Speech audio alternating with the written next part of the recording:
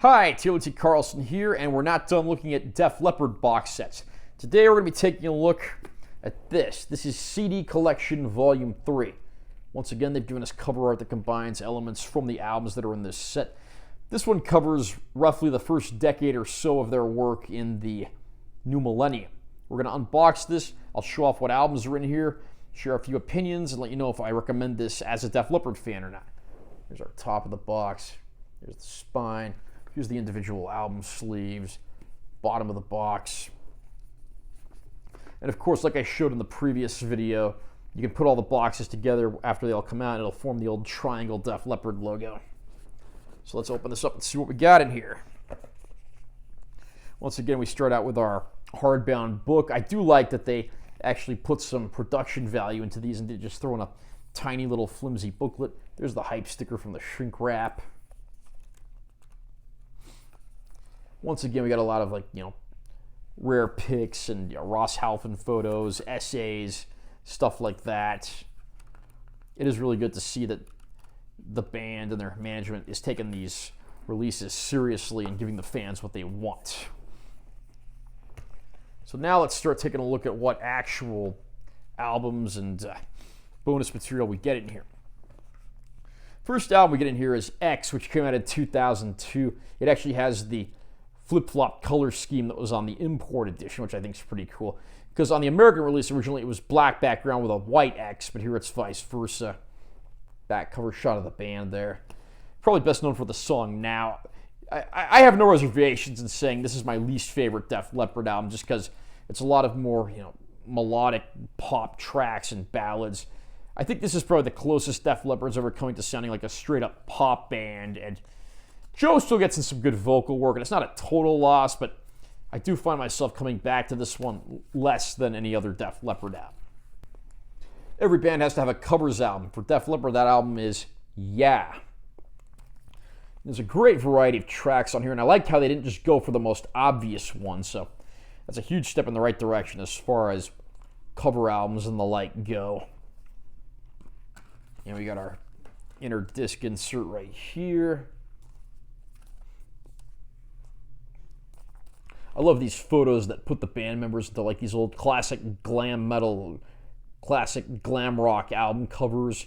You got those as like full pages in the booklet. Sadly, we don't get the full booklet from the original CD release, but I'm glad they at least included those pictures in some shape or form. There's our CD. And then we have their next album of original studio material, that being Songs from the Sparkle Live. A lot of people tend to disown this album, but I don't think it's half bad. I prefer this one strongly over X. And there are some decent moments to be had on here. Come On, and Nine Lives are probably the two most popular songs that came from the release. But, after this album came out, after they did the tour and the few subsequent tours, they pretty much started ignoring this album and pretending it never existed, even though there were a few decent cuts to be had on here, so that's kind of disappointing. Here's our CD.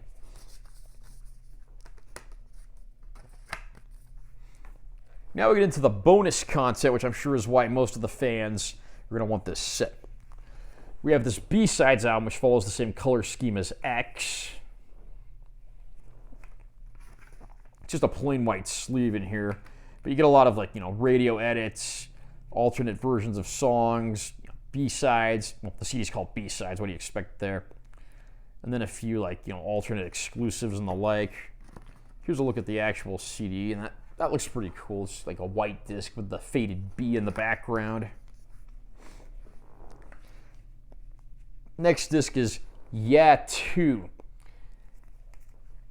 So we actually sort of have a follow-up to the Yeah album in the form of other assorted covers the band has recorded. Strangely, there's a gatefold here, which is very nice, but it's like this part opens up and there's nothing inside, so I wonder if they intended to put something in there originally. This is just in a plain black sleeve, but then I pull this out and there's what the disc looks like inside. But it is cool. They put together a lot of the band's other cover songs. You got things like Only After Dark by Mick Ronson, Can't Always Get What You Want by the Rolling Stones, Little Wing by Hendrix, Ziggy Stardust by Bowie, Under My Wheels by Alice Cooper. There is a song in here called Who Do You Love? That's actually a cover of the Ian Hunter song, not the Bo Diddley song that was popularized by George Thorogood. Then you have stuff from artists like, like The Police, Iggy and the Stooges, Tom Petty, David Bowie, The Faces. The list goes on, but I'm really glad to see that we got a lot of these covers compiled into one place. And the last disc is Yeah Live, which of course is live cover songs. So there's a look at some of the tracks you get there. So obviously a lot of this bonus material is pretty heavy on covers, but I love hearing Def Leppard put their spin on other bands' work because they usually do such a good job of it. And here's a look at the actual disc there.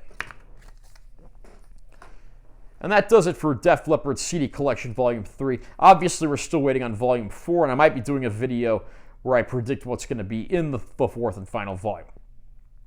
Are you a Def Leppard fan, and have you been picking up these box sets yet? What's your favorite era and song and album? Comment down below and let me know what you think. Also, remember to subscribe to this channel for more content because I'm always posting new videos, and make sure you give this one a like if you found it helpful. I'm Taylor T. Carlson. See you next time.